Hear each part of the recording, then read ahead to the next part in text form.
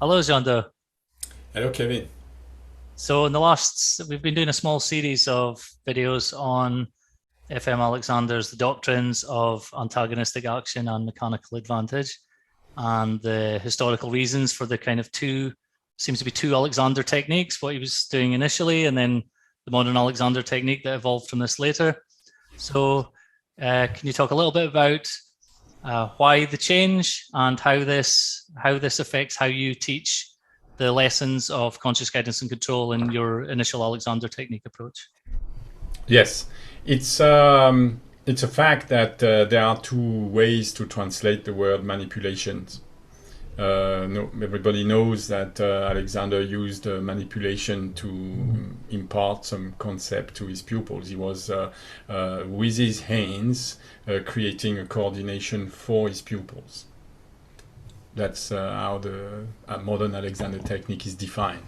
And a modern Alexander teacher will say that anything that is not done by manipulation upon someone else is not the Alexander technique. Of course, when Alexander started to investigate, there was no one to manipulate him.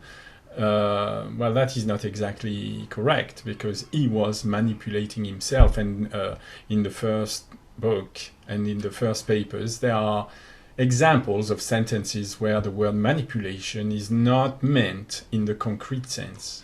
It's meant in a different way, saying that you manipulate with your mind different object, and when you start thinking in geometrical terms, this makes absolute sense.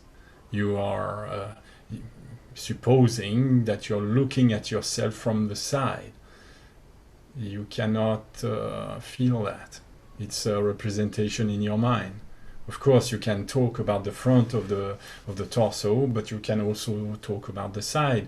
Remember that Alexander was always standing sideways to his pupils. You will see today, I'm going to show that he's talking in some sentences of technical explanation that the weight is more on the back of the foot than on the front. So if that is the case, you must realize that to make a statement like that mean something, you have to represent yourself from the side. And Alexander was always standing sideways to his pupil, looking at him from the side. So when you start to manipulate yourself or manipulate ideas, you have to operate some change in directions and some representation of what are the movements of the parts you want to achieve. So it's all very theoretical, but I felt that the sentence we are discussing at the moment, or this little chapter that disappeared later, the process of creating a coordination, is still not fully defined by the first three interviews that we had, so I want to add another one. It's just my way of working. I like to investigate, and I don't like to stay on top of something. I want to go inside, and so there are still questions. So for example, the first question. Let's go back to the sentence, and we were discussing. And so Alexander is talking of a process of creating a coordination. The first few words are already begging for a question, and the question: creating a coordination of what? And so there are two different theories that have, well, the front part today. One is that we are coordinating muscles, and the other part that I had to imagine, because I thought that this idea of coordinating muscles consciously was properly impossible. It was the directive agent of the sphere of consciousness cannot direct muscles. We have no way of knowing which muscle is active when we perform a gesture. When you go from stand to sit, there is so many muscles acting like 700 or something like this, that it's absolutely impossible for a human being to be able to direct the muscles. So some have thought that directing the muscles was through an agency, through something, a neck-head thing that would direct the muscle properly. And so when I came to the Alexander technique, still there were many first-generation teachers around in London and in the conferences of the modern Alexander technique, and I really observed these people, because of course they were our mentors, they were the example, and they were taken as example in their ways of putting hands on people. They wanted to explain how to put hands on people. They wanted, all this went on, but reading the books and translating the books at the time, I was more interested in their capacity, of course, to self-manipulate. I was interested in looking at how they were going into monkey, how they were going to sit during a lesson or after a lesson. And during something like my 10 years in England, I went to every conference I could, and I started, and I had lessons with a few of these teachers, and I really observed how they were walking and how they were directing the agent of consciousness to organize the motion agents. It was surprising. It was surprising that their use was not really good during their habitual life or during the lessons. It was very strange, but many of them were arching the back, protruding the abdomen. It was very, very surprising. So I started to observe that there was a difference between what Alexander was talking about in his books and what they were proposing as the Alexander technique, as the manipulation technique. And if the end result is to create a cohort of persons that are manipulating without manipulating externally, without capacity to self-manipulate, I didn't see the point. I didn't see the future of that. I was interested in self-manipulation anyway from the start. I didn't come to the technique to teach at first. I came to first learn to self-manipulate. I wanted to discover what conscious guidance and control meant. So suddenly I had a second theory that came to my mind, is that we are in the process of creating coordination of movements of body parts and not coordination of muscles actions. It's in my mind the difference between the two started to become really pregnant, really important, in that suddenly it was possible to make sense of what Alexander was saying if we were considering that the motion agents are not the muscles. The motion agents are the parts, the part of the mechanism. And so from there, this is well, enhanced by some passages. There is this one, and the process, that's Alexander talking, and the process by which this is achieved is simply a readjustment of the parts of the body by a new and correct use of the muscular mechanism through the directive agent of the sphere of consciousness. You will find that this passage goes right well because he's talking about mechanical advantage. As you will see, this change brings about a proper mechanical advantage of all the part concerns and causes, thanks to the right employment of the relative machinery, such expansion and contraction of the thoracic cavity as to give atmospheric pressure its opportunity. So in this sentence, of course, mechanical advantage is related to breathing, but you must remember that breathing is just one of the functions of the mechanism of the torso. And when Alexander talked about a readjustment of the parts of the body, you must be very careful, because body has maybe a completely different meaning, or could have a different meaning from the word the one we are using nowadays, which is the whole body. For Alexander, there was the body and the limbs. So the body was something like the torso, and the limbs were the one you know, plus the neck. The neck sometimes is considered as a limb by Alexander. So the correct use of the muscular mechanism could be indirect, in the sense that you're not directing the muscles, you're directing to obtain the readjustments of the parts of the body. And when you say readjustments of the parts of the body, once again, a question arises. How do you readjust parts? In fact, you don't readjust parts. In my view, I started to understand that we could only readjust the movements of the parts. Because when you look at somebody, so you have a person coming for a lesson, and you're observing that person, of course, and you will discover that that person is shortening the torso. So I observe the person, but I absolutely know that the parts are, in fact, an external presentation of what's happening inside. And inside you have, of course, the parts, the body mechanics of the structure. And these are bones. So you want to obtain a readjustment of the parts of the body. But when you say you want, are you the teacher or are you the student? When I first started to manipulate people as a modern Alexander teacher, I made a realization. I could manipulate.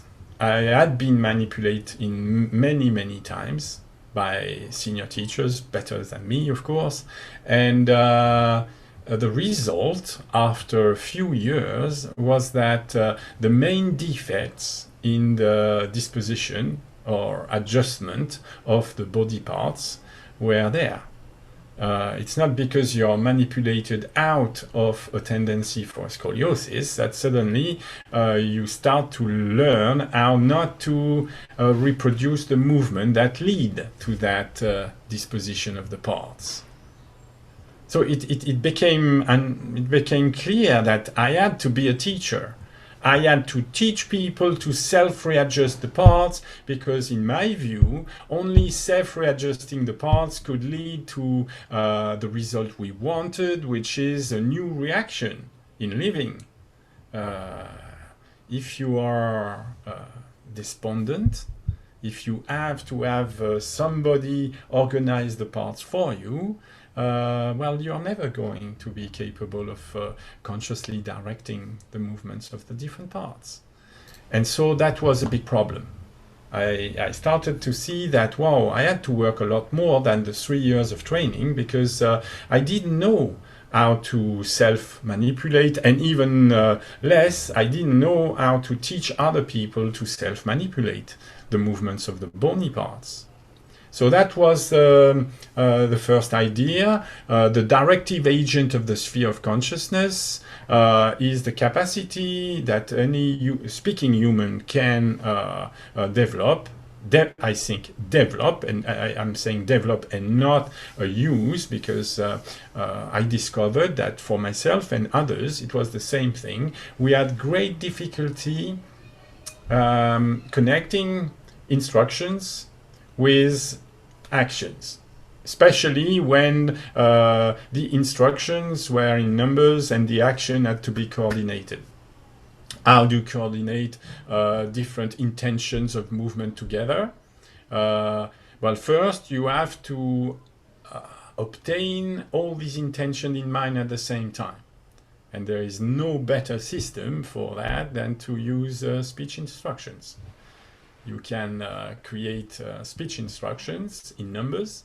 You can create a series of speech instructions relating each one to a movement. And then you have the new problem to face is that how do you convert these sequences, one after the other, into a whole which is all together. And that was really the different problems I had to solve regarding self-manipulating the different movements of the parts of the body, as you can see. And so that was one thing, and that led to a new understanding. And the new understandings come about the mechanical advantage. He says this change of movements of the different parts of the bony mechanisms brings about a proper mechanical advantage of all the part concerned and causes, thanks to the right employment of the relative machinery, such expansion and contraction of the thoracic cavity as to give atmospheric pressure its opportunity. And here you see a foot. So you may wonder why I set an image of a foot, and we see that of course there is a relative machinery. We are loading a certain mechanism, and the mechanism we are loading is represented by well, this symbol, and this symbol means a spring. A tissue that has a property of elastic resistance. The more you pull on it, by any means you find, the more you pull on it, the more it's going to pull back. There's going to be an action, antagonistic actions that are applied to the spring, but then the spring, of course, will react, as any spring. When you sprain a spring, well, you get an antagonistic pull, antagonistic pulls in reaction. So for example here we see somebody that is just making a step, and at the moment of contacting with the ground you can see that the person has made a decision. The decision is that the person has decided not to go with the habitual way of placing the foot on the floor, and instead of placing the heel on the floor with the toes lifted, because when you place the heels on the floor with the toes lifted you have to release the spring. It's possible to release a spring. When a spring is released, it means in this sense that there is no lifting, there is no pressure on it, and so mechanically it's not providing any force. So in that sense we have here a situation where you refuse to lift the toes because you want to refuse to release the big spring that is at the back of the leg. Yes, in order for the toes to be lifted easily in space, you will find that there is an automatic system that is releasing the calf system. And so, refusing, inhibiting the first impulse that is directed by your feelings, by habit, you don't have to think about it. Then you have to think about thinking, no, I am not going to contact the floor with the heel first. I'm going to contact with the toes first, for example.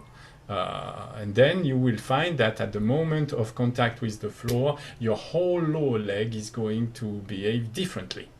It's going to be springy.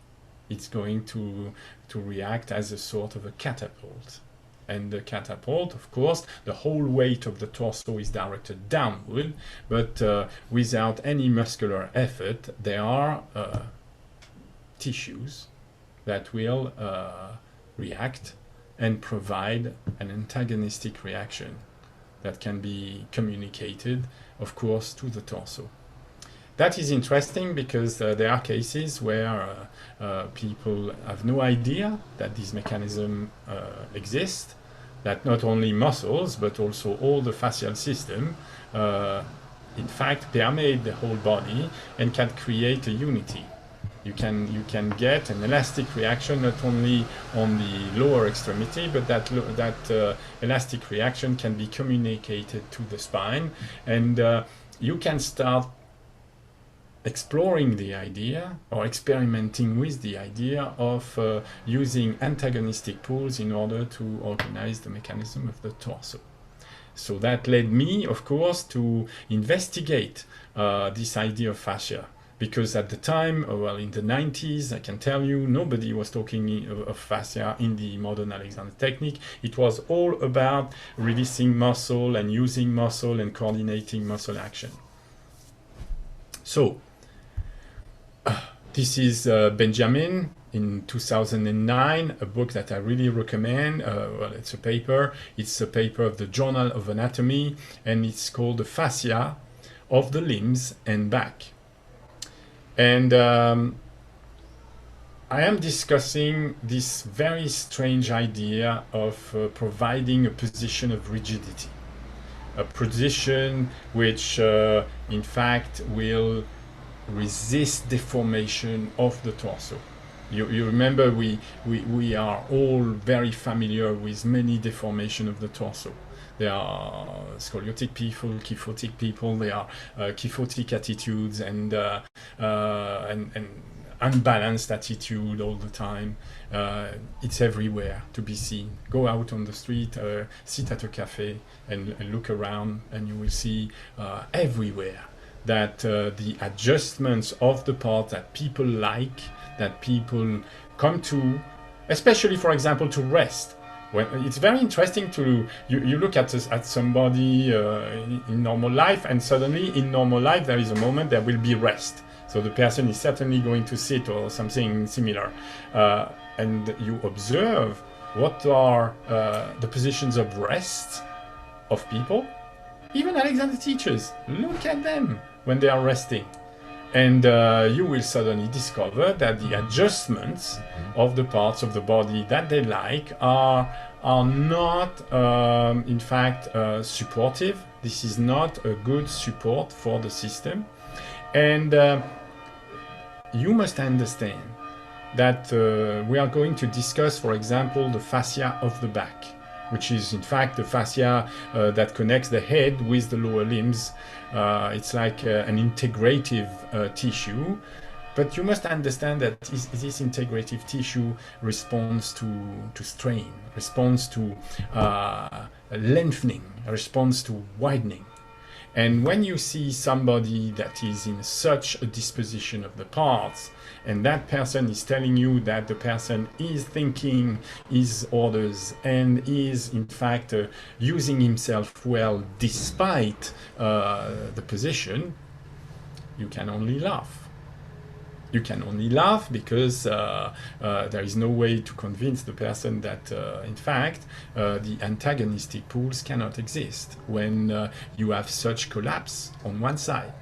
It's obvious that all the thoracolumbar fascia on the right side of that skeleton is completely lax. It's impossible to stretch when the bones are coming together. The fascia is attached to the bones, so if you collapse in this way, you must understand that there is no proper support for breathing, for the thoracic system. It's quite obvious, and so I started to think, the readjustments of the parts of the body could be easily conceived. It's not like organizing 700 muscles. You don't care about muscles. You just care about to know whether the person is correctly supported, whether the person is tilting to one side, or if the shoulders are tilting to another. It's clear that the person is giving consent to doing these movements. This posture, if you want, is the result of a series of decisions. These decisions are maybe not all conscious, but it's possible to start discussing with that person and make the person realize that she has the power to command different movements. It may not feel nice, of course. If this is the habitual resting position of that person, of course, what you're going to ask is going to stretch, is going to pull, it's going to be very tiresome at first, because, of course, when a person is resting in this position, you must understand that some groups of muscles and ligaments and tendons are overused. Well, yes, to prevent the structure from falling to the right. Yes, but there are others that are necessary to a correct support of the structure that are completely out of play. And if they are out of play, knowing tissues, you must understand that the first time you're going to request these tissues in order to perform a movement, you're not directing the tissues, but you have the intention of performing a movement. Well, there are movements that are not going to be easy for that person, only for the fact that the conditions of use have been previously to completely release and forget and leave these tissue and muscle out of play, out of action. Bringing them back into play is not going to be so funny at first, but the person will start to discover the connection between cause and effect in the function of the human body. For example, the first function I'm going to discuss here is the function of support. And there are, of course, cause and effects. And the supports of the human body is often seen as done by muscles. Well, of course, this is a narrowed view, because the support function is first made by the skeleton. You organize the movement of the part so that the skeleton can support itself. That's the first. But then other ideas come in, and you will see that the position of mechanical advantage might not be such a bad idea in the end. And so here we are going to look about what Benjamin was saying. He said that among the many functions of fascia considered in details are its ectoskeletal role. An ectoskeletal is a skeleton that is additional. You have the skeleton made of bones, but what he says is that you have a soft tissue skeleton for muscles attachment. What you must have in mind is that when you say soft, first of all, you don't mean released, you don't mean lax, you mean quite stiff, elastic, resistive, and it's you have to change your way of looking at definitions like soft tissues. For example, tendon is part of the soft tissues, but a tendon is not soft in any sense, in any normal sense. Tendon is a very stiff and strong elastic material, yes, that can be, when stretched, used to perform functions of support. You do not support with muscles a joint. The joint is supported by all the fascia, which are, among many, well, of course, tendon I was discussing, but the ligaments also, and all the fascial sheaths that are wrapping not only the muscles, as you will see, but also the bones themselves. Yes, what keep the bones to perform their function in the correct alignment is more or less not the muscles, but of course the fascia and ligaments. So there is the ectoskeletal role of the fascia. There is it's important for creating osteofascial compartment for muscles. Yes, muscles are often considered as units, as a unity when they are not. It's clear that one muscle is made of different tubes, and we know because these tubes are in fact real. They are compartments. They are what is called here osteofascial compartments. For example, the quadriceps is not one muscle, there are 4 muscles, and we know it because these different parts of the quadriceps group are sliding along each other because of the fascial compartment that are, and all the muscle now of the thigh, not only the front of the thigh, the quadriceps, but also the other part, the hamstring group, they are all encased into an osteofascial compartment called the fascia lata, and this fascia lata will help coordinating these muscles. So there are different, of course, physiological results. One is encouraging venous return in the lower limb, so the blood has to come back up to to the heart. The heart is capable of pushing the blood through the arteries down, but this pressure is not sufficient to bring the blood up. This blood has to come up through, well, a function that we call venous return, and venous return exists because of the fascia. Without fascia, the venous return is getting really, really endangered, and you can die of it. So another idea that is proposed by Benjamin here is I want to explain what he means by dissipating stress concentration at antithesis and acting as protective sheet for underlying structures. First of all, let's deal with the word that is difficult. Enthesis. What do we mean? You have heard of parenthesis. Yes, it's a point of insertion. An enthesis is a point of insertion. Para is inside, so it's where you insert. So there is something that most of us do not know, is that of course muscle move bones. That we know muscle move bones. Okay, that's fine. But muscle move bones, but muscles are not attached directly to bones. Muscles are attached most of the time to tendons. But in the case of the main muscle of the back, these are not what we call tendons because they are so extensive that we call them fascia. So when you look at the thoracolumbar fascia, yes, this is the blue structure, you will see that, for example, the arms are attached, of course, to the back through, of course, the latissimus dorsi muscle, the greatest muscle of the back.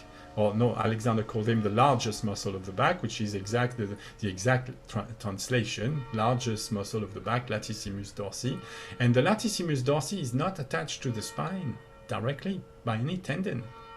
It's attached to the back through the thoracolumbar fascia, and the thoracolumbar fascia is not only situated here, it goes right down to the lower back and right up to the top of the torso, so that, for example, the muscles of the neck, the scalenes, the trapezius, are attached, of course, partly to the scapulas, but also to the thoracolumbar fascia. And so there is a big point to understand, is that it's possible to adjust the tension of the fascia without any action on the muscle to which it's attached. It's very simple, is that the fascia is connected to all the vertebrae and to all the ribs. So it's possible to shorten the back. If you shorten the back, you will find that the thoracolumbar fascia loses its resistive power. It becomes lax. When a muscle is attached to a lax tendon, well, you have to contract a lot more. You have to shorten enormously, because the shortening is not going to apply any force on the bone at first. It will only, in fact, compensate and stretch the fascia. Muscle were never meant to stretch, to be used to stretch fascia. And so you must understand that if somebody is collapsing one side of the torso and shortening the fascia, well, the capacity of the person to organize the movement of the neck, of the shoulder, and of the arm, and of the leg is going to be greatly, greatly diminished. In that case, the person will have to compensate and will have to find other ways, because there are always other ways to do a movement. You can sit in so many different ways, yes? Yes, but there are ways that are supporting the rib cage, and there are ways that are not. There are ways that are lifting the rib cage, and there are ways that are collapsing the rib cage. So in this idea, we have now confirmation by science. It's not just some ideas of a lone Alexander teacher in France. No, no, no. It's part of a body of knowledge that is now common. let's continue with Benjamin. Benjamin is going to cite a very important author that I like very much. It's called Vleeming. Vleeming and his students and alumni. And Vleeming has done a lot to help me understand why we want to lengthen and widen the back. Why is it so important? So, the attachment of seemingly diverse muscles to a common fascia means that fascia is in a strategic position to coordinate muscle activity. This is not surprising, bearing in mind the integrating role of the connective tissue sheath within a given muscle, harnessing the activity of its muscle fibers into an integrated whole. We can imagine that what Benjamin is saying is that you can, of course, a muscle is a muscle because its fibers are linked to the tendons and linked to other parts from the connective tissue sheaths that are around them. So from imagining things from one muscle, you can start imagining the same principle for the torso, for example. We know that the torso, Alexander described the torso as a fairly stiff rubber bag, a fairly stiff rubber sheath. And when we have a fairly stiff rubber sheath and you start to apply a lengthening to it, you will find that it will narrow in the center as any rubber tube. And so you start understanding that this would mean that you can regulate the tension in the osteofascial system of the back, and in this way coordinate the muscles. It's not the muscles that are coordinating the system. It's the systems that in certain position will act as an integrative agent. And then the muscle will be in the proper conditions to work perfectly. This is much closer to my idea and to the idea of the initial Alexander technique as I teach it, so that we self-manipulate ourselves, we self-manipulate the movements of the different parts, because we want to create conditions of antagonistic pulls. So here it is. I think this is one of the papers that attracted me to Vleeming. In an influential paper, Vleeming and his students in 1995 have highlighted the importance of the thoracolumbar fascia in integrating the activity of muscle traditionally regarded as belonging to the lower limb, the upper limb, the spine, or the pelvis, and whose action is thus often considered in that territory alone, in a specific way. They have argued that a common attachment to the thoracolumbar fascia means that the latter has an important role in integrating load transfer between different regions. And then you start to understand what it is to work in monkey.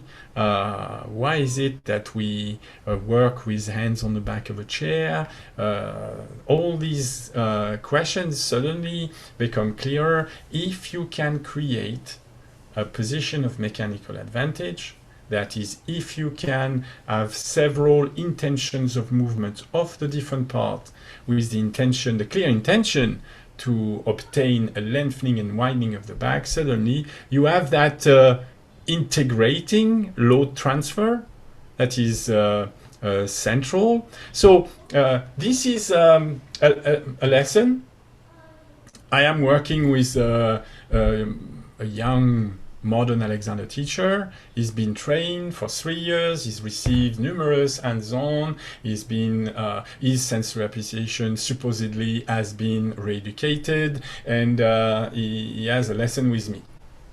I ask him to stand, face the camera, and I suddenly discover that it's strange, but it seems that the function of support of the torso is not clear, that his way of manipulating the movements of the different parts of his pelvis and middle torso creates conditions of incorrect support. I don't know if you can see it, but his torso is really tilted to the left, and his pelvis is to the right. Is creating the condition that I was discussing before. If you turn him around, you will find something very close to that. Well, I use often collage. So what I've done, I've just cut the images in two. I've got the top part and the lower part, and I've just created a new adjustment. You must understand that if it was possible, of course, I'm not cutting people in two, but if it was possible to start to discriminate between what he feels, the kinesthetic agents, and the motion agents, yes, discriminating between the kinesthetic and the motion agent and the motion agent is seen here, is that there is what he feels in order to stand upright. This is his somatic conception of standing upright after 3 years of training. And this is a completely different thing. We are interested in the motion of the different parts. Is it possible to, well, to come from a position of support to another position of support, and that means that there must be a coordination of the movements of the different parts. And then I came to the idea of base. Oh yes, the concept of base is not defined in the modern Alexander technique. Yes, base, pivot, and fulcrum are words that you maybe have never heard, but Alexander is more or less talking about it. Listen to what he says. The primary principle involved in attaining a correct standing position is the placing of the feet in that position, which will ensure their greatest effect as base, pivot, and fulcrum, and thereby throw the limbs and trunk into that pose in which they may be correctly influenced and aided by the force of gravity. So let's note first, we are placing the feet in a position. So at the moment, the placing of the feet is not conducive, or you could say it's not a means whereby obtaining a lengthening support. Oh yes, we want a lengthening support for very evident, or the cause and effect should be evident to you. I hope it is that the spine is made for support, and the best shape for the spine seen from the back, as it is here, or seen from the front, is not what we see on the first two pictures on the left. I thought that yes, it was necessary to obtain a support for the spine, and the best shape is to lengthen, which is not lean on one side nor the other.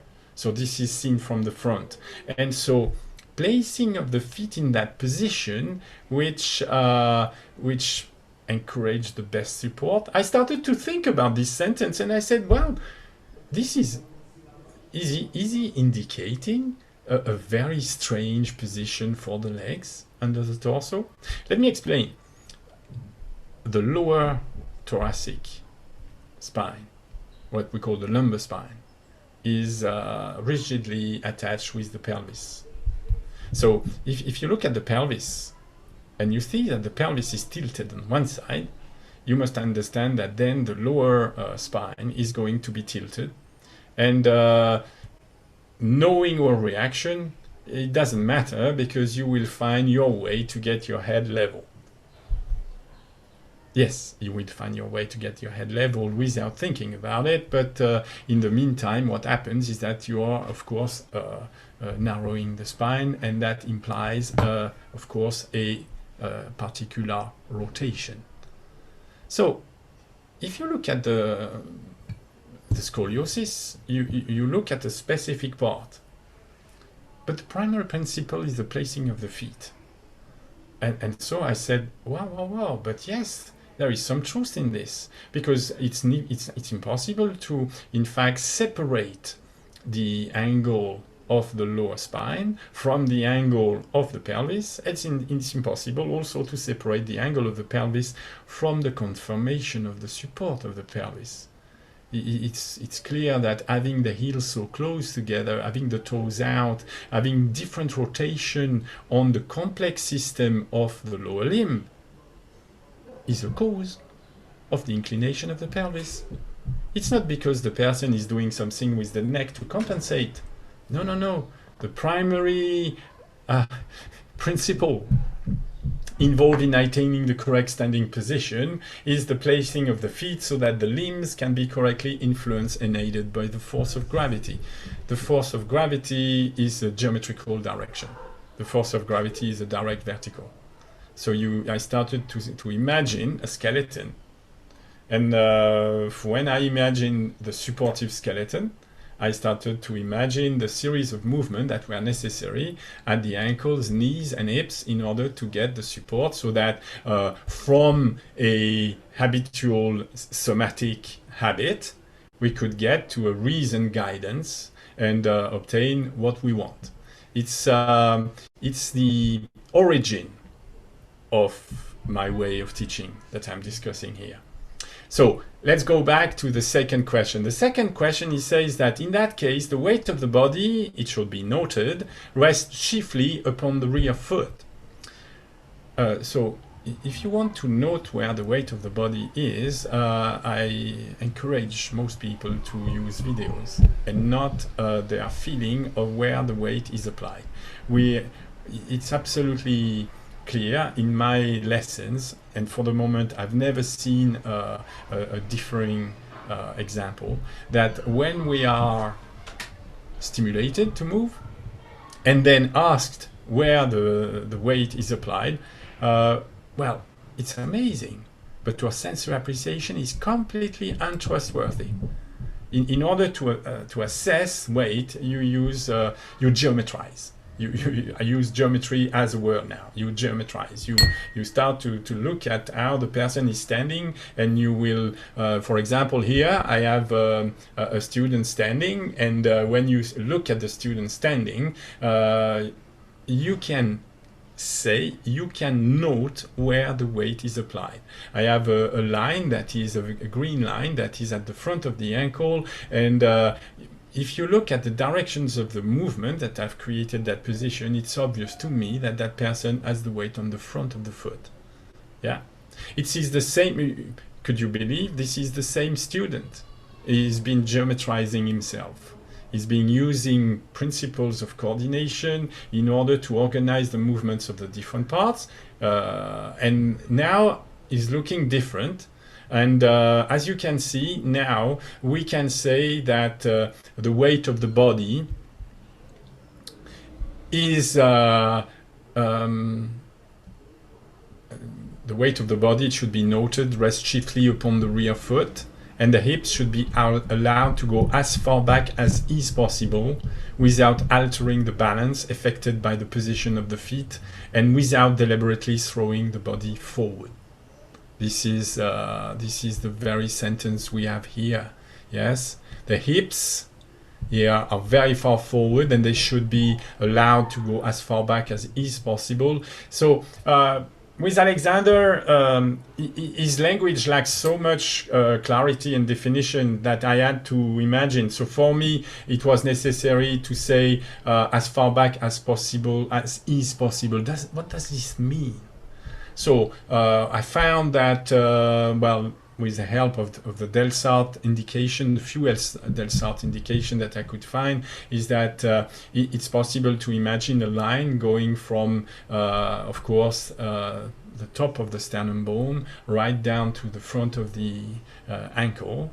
And then you can organize the movements of the different parts relative to an imaginary, conceived plane. You conceive mean it's a plane you cannot feel, but it's a plane you can reason out. It's a plane you can represent, and you can start to think, okay, I want the hips to be as far back as is possible, which means that I want the hips to be on the vertical plane of the instep.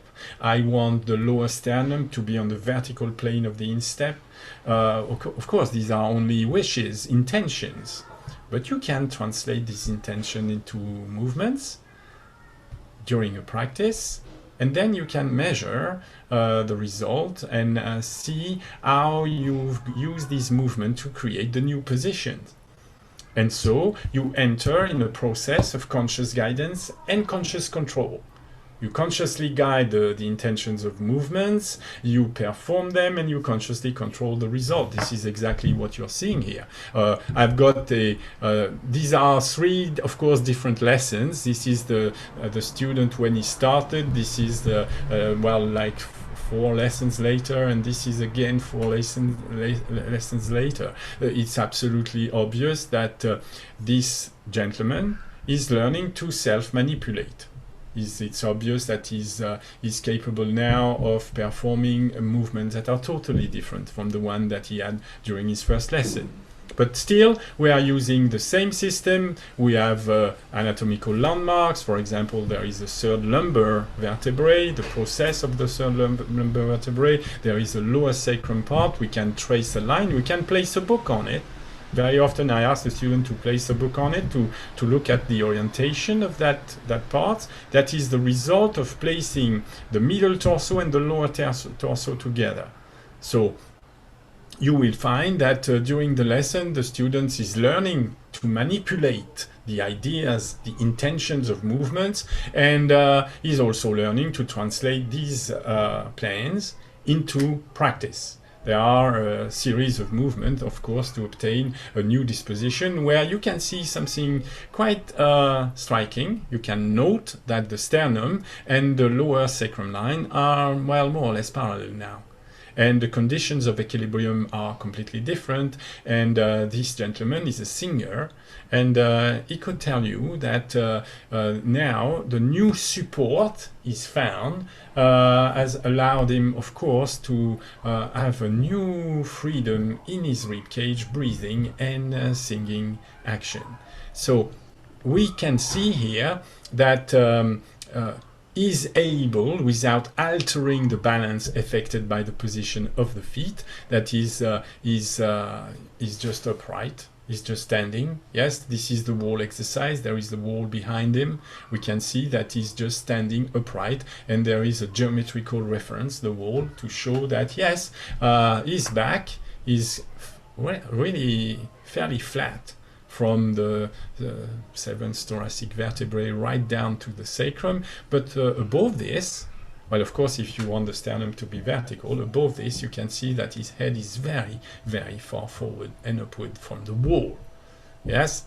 And so Alexander said the movement starts at the ankle and affects particularly the joint of the ankle and the hips. This is very indefinite. But this is exactly what the gentleman is seen performing, or is seen using the coordinating principles to perform this new organization of the parts. Remember that we started with the doctrine of antagonistic action. There is antagonistic action, but it's not exactly what you think.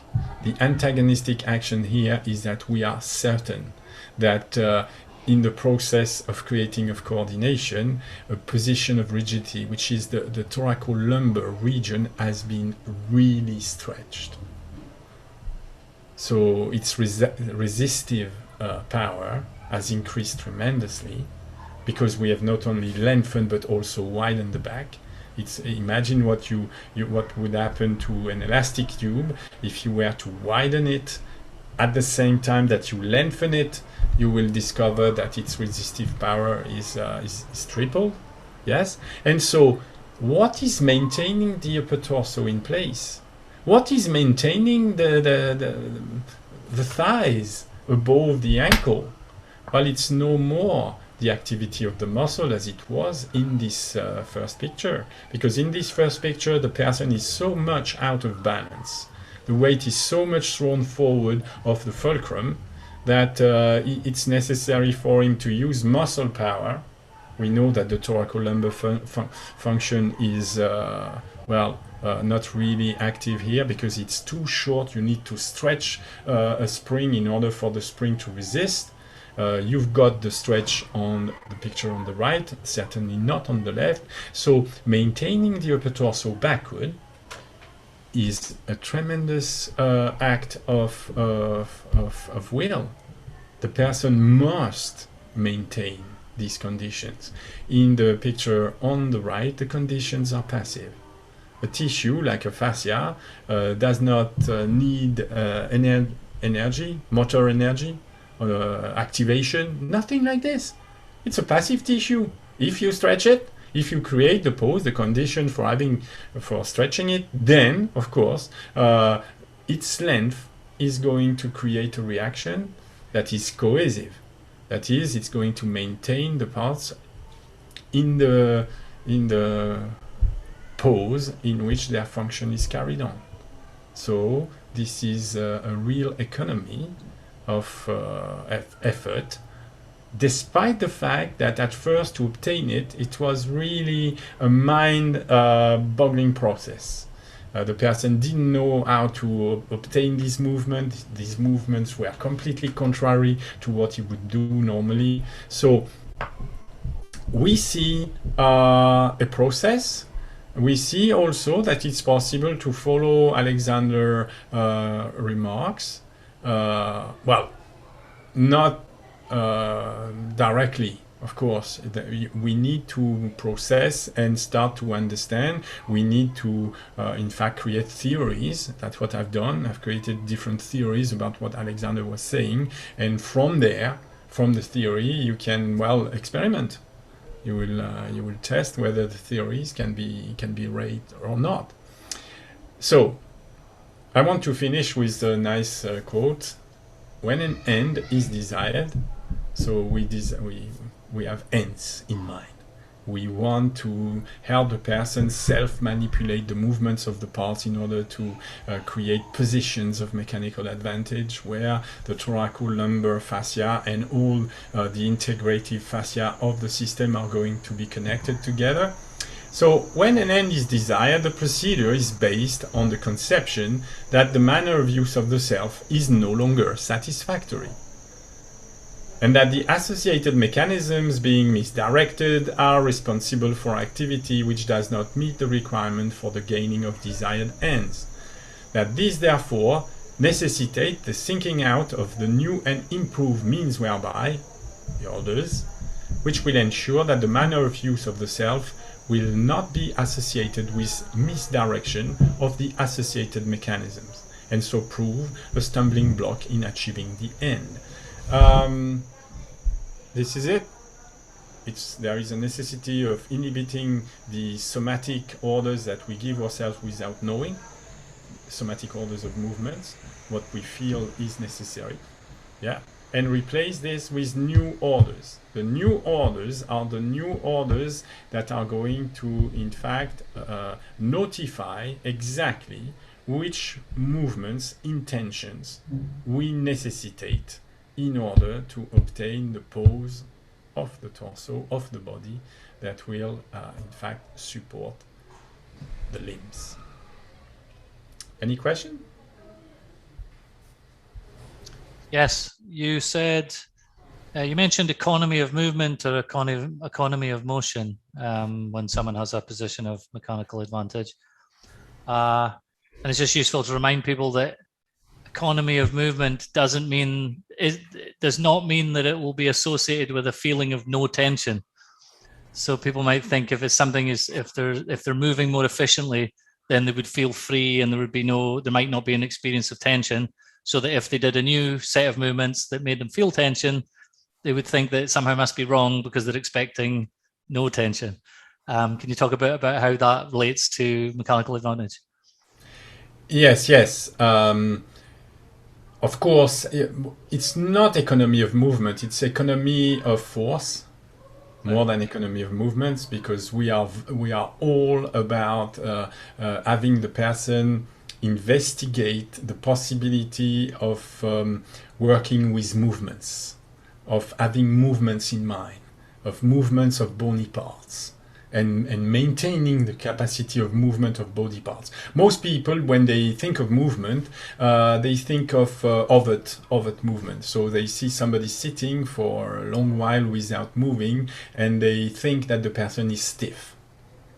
In fact, you must understand that to sit for any length of time without moving too much, you must be capable of antagonistic movements. And you must be capable of thinking antagonistic movements, and you must be capable of maintaining these antagonistic movements while you're speaking, for example. So this concept of economy of force as the concept of movements are not simple concepts.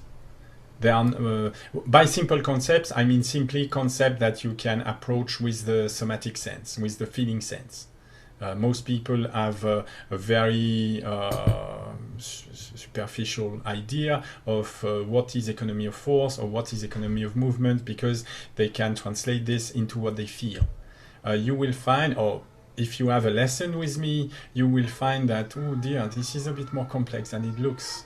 Yes, sometimes there can be a lot of antagonistic movements, and if they are really antagonistic, you will see nothing. You will see no movement. You will have the impression that the person is not moving.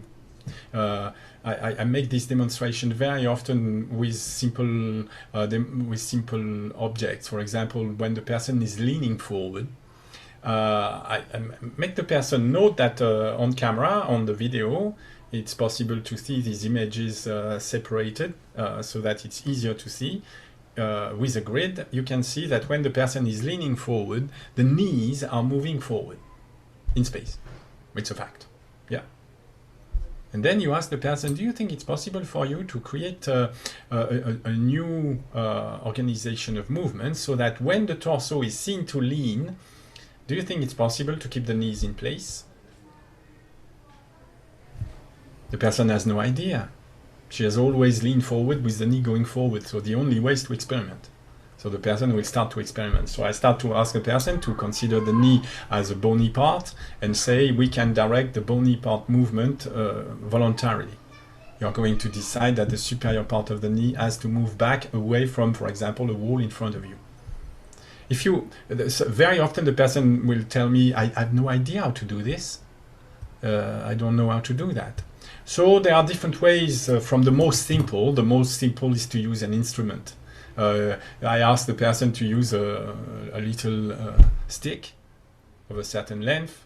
I ask the person to sit facing a wall, and I will command to measure the distance between the wall and the front of the knee, which means that we want the front of the knee to touch the stick that is in contact with the wall. So now we know that the knees cannot move forward. It's a reality. And I ask the person to lean forward with the torso. And the person will discover that very simply there are muscles in the legs, and there is a connection between these muscles and the back that makes that a new movement of the back will tend to pull the superior part of the knee backward. Okay? But when the person is clear about that and is capable of pulling the knee back very strongly, I make the person note that this pulling back of the superior part of the knee engages a certain condition of the lower back, and we see that the lumbar region is tending to go back faster and round the back. And so should I not bring the knees back, move the knees back when I lean forward? I say no, but we should make sure that you pull the knee back without shortening the back by slouching, because when the lower part of the middle part of the lumbar region goes back, you are rounding, you're slouching. Yes, you're not lengthening. Okay, so well then we could imagine another idea is that we take the ruler off, and we think, okay, we can modulate the movement of the superior part of the knee back with a movement of the inferior part of the knee moving forward. What? Yeah, listen. Instead of having the knee move back, could you have the knee stay stable? Stay exactly in the same place before and after leaning? Oh dear, this is a new idea, because most of the time we've seen that when the person was going back to sitting upright, well, he could not have the knee stay in place. The knee were moving back with the torso going back. So now we have two ideas. Is it possible to keep the knee in place when leaning forward and when leaning back? In order to obtain this, you need to think two movements. You need to think one movement for the superior part of the knee going back and one movement for the inferior part of the knee going forward. I know this sounds very strange, but well, in a practice, in an experiment, the person will discover that this is indeed the case. It's possible to coordinate the movement of the superior and inferior part of the knee so that in sitting, for example, the knees are perfectly unmoving, which is what you expect. But when you're leaning forward, the knees are seen to stay in place. Or when leaning back very far, the knees are also seen to stay in place. They are seen to stay in place because the person has intentions of movements. Movements generate stillness. So, economy of movements is certainly not our idea. Economy of force, certainly. But you must understand something, is that we are not dealing with magic. If we can organize the motions of the part in order to get a position of mechanical advantage where muscle will be used in their best working conditions, they will produce more force, but also we need to, of course, obtain an enormous amount of force from the fascial system, an enormous amount of cohesive activity from the fascial system. So these are topics that needs to be evaluated with experiments, but also in theory. So I think we will come back to it. So yes, we want economy of force, but we want to find different forces than the one we were using before. Most people have no idea of what I mean when I talk about the fascial system, about the use of I've even heard some scientific Alexander teachers that are on the scientific side saying that no, the fascia, they cannot provide any force. When you hear this, you think, oh dear, wow, what a gulf. What a chasm between the initial Alexander technique and the modern Alexander technique. So the new way of using the mind to direct movements creates conditions in which we can be aided and influenced by the force of gravity, and in which we can suddenly use the antagonistic pools that are provided by the integrative system of the fascia. This is a complex idea to oppose to simply, wow, I want to release. But this is our way. We are not dealing with simple mechanisms and simple ideas. We are dealing with intelligent constructions, theories, and experiments. Excellent, thank you. So for everybody watching the video, if you want to book a lesson with Jeando, if you go underneath the video, you'll find a link to his website, so you can set up a lesson with him. And we will see everybody in the next video. So thank you, Jeando. Thank you. Bye. Bye-bye.